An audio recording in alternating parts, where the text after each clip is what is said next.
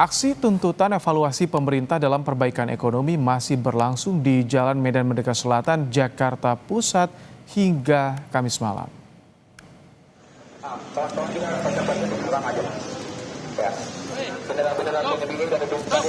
Dalam aksi ini, massa meminta pemerintah mencabut Undang-Undang TNI dan Polri serta mengembalikan supremasi sipil sepenuhnya.